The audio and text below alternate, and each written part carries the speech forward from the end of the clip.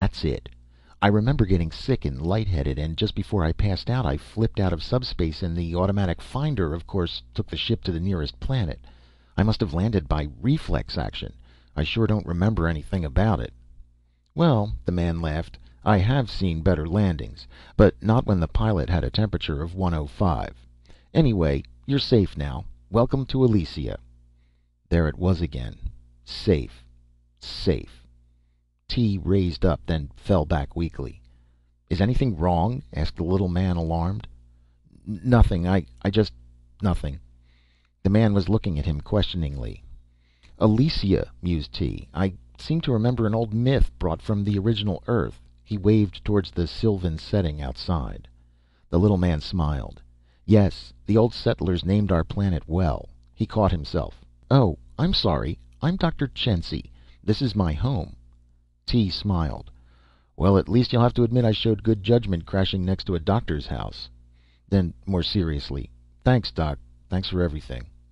"My degrees aren't in medicine," replied Dr. Chensi. "I'm afraid I had little to do with your recovery.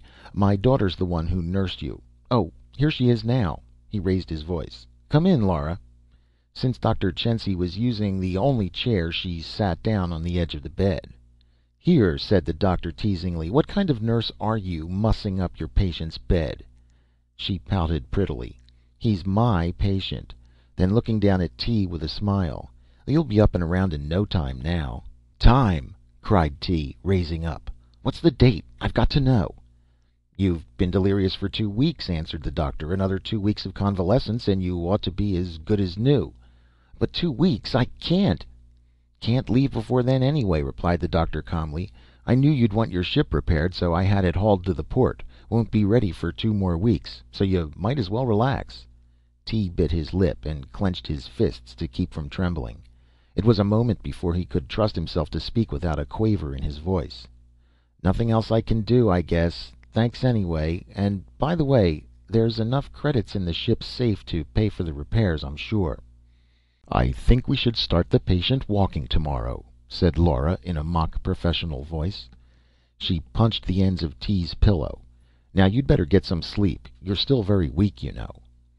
The days that followed were like an idyll for T. With Laura he wandered through the park-like wooded groves. They sat near shaded pools and ate wild berries while she told him stories of the founding of Elysia. They held hands and ran exuberantly across the grassy meadows and waded like children in the clear brooks. 1,000 times a word, an endearing term sprang to his lips, and each time the fear clamped his tongue in a vise of steel. 1,000 times he wanted to touch her, feel the silkiness of her hair, the warmth of her lips, but each time the fear and uncertainty stood between them like twin specters of doom, pointing and saying, "Fool! Why torture yourself?" In the daytime when Laura was with him it wasn't so bad, but at night the fear and uncertainty crowded to the fore and blanked out everything else. It was then he prayed for the courage to kill himself, and despised the weakness that made him draw back from the thought. If only he could stop thinking, make his mind a blank. But that was death, and death was what he feared.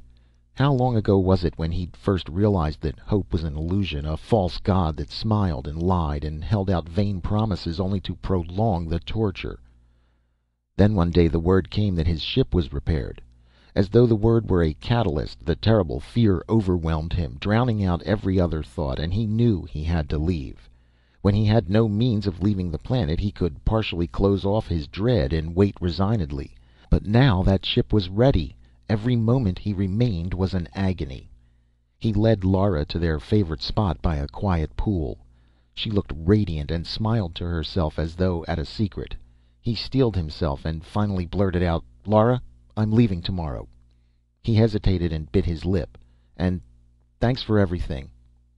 "Thanks?" She choked on the words. "I'm sorry." He trailed off lamely. But I thought." She looked down. He reached out and gently touched her cheek. "Can't you see I want to stay?" he pleaded. "Then why? Why?" She was crying now. I just can't. It's no good." He stood up. She reached out and caught his hand. "Then take me with you. I've heard you at night pacing in your room. I don't know what it is that drives you on and on, but if space is what you want, let me go with you. I can help you, darling. You'll see. And someday, when you grow tired of space, we can come back to Elysia." She was babbling now. He pulled roughly away. "No, it's no good. I'm If only I could stay." He brushed her hair softly with his palm, and as she reached out toward him, he turned and walked swiftly towards the house, pitying and hating himself by turn, while Lara sat forlornly by the pool, looking after him. He began to sweat before he reached the house, and his knees began to tremble, so he had to stop for a moment to keep his balance. Determinedly he started forward again and continued on past the house to the highway that wound by half a kilometer away. There he hailed a passing ground car and rode to the spaceport, where a few judiciously distributed credits facilitated his immediate clearance. Before the ship had even left the atmosphere, he rammed in the subspace control. May 4th, 437th year, Galactic Era. Tantalus lay far out on a spiral arm, well away from the mainstream of traffic that flowed through the galaxy. It was a fair planet, boasting an equitable climate, at least in the tropic zone. But as yet the population was small, consisting mostly of administrative officials who served their allotted time and thankfully returned to their home planets closer to the center of population. T entered the towering building, and after consulting a wall directory, stepped into the anti-grav chute and was whisked high up into the heart of the building. He stepped out before a plain door, and as he advanced, the center panel fluoresced briefly with the printed legend, "Galactic Prison Authority, Ari Mefford, Administrator for Tantalus." He hesitated for a moment, then squaring his shoulders, stepped forward, and as he crossed the beam, the door swung open before him. The gray-haired man sitting at the desk studying a paper looked up and smiled politely. He indicated a chair with a nod, then bent his head again. After a moment he shoved the paper aside and looked questioningly at T. "I want to give myself up," blurted T. "I'm the administrator for Hades," said the man calmly. "I think you want the local authorities." "You don't understand. I escaped from Hades." "No one escapes from Hades," replied the administrator.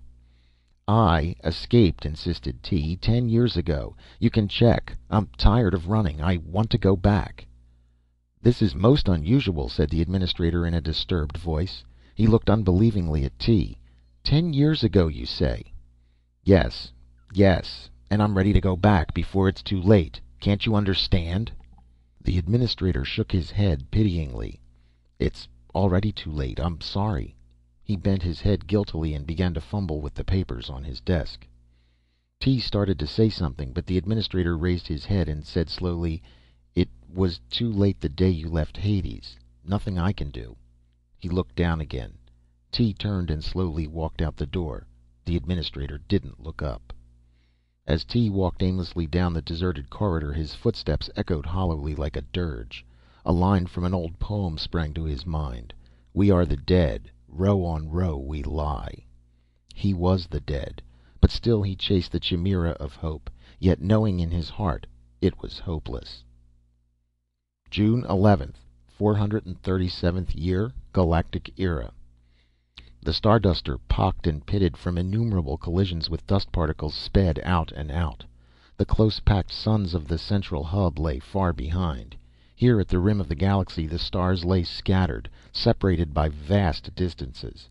A gaunt, hollow-eyed figure sat in the observation bubble, staring half hopefully, half despairingly at the unimaginable depths beyond the rim. June 12th, 437th year, Galactic Era.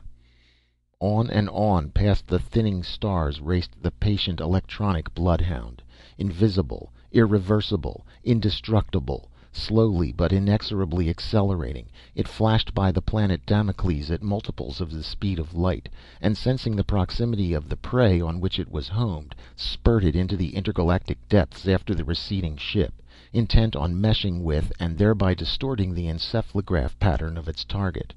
It was quite mindless, and the final pattern its meshing would create would be something quite strange and not very human.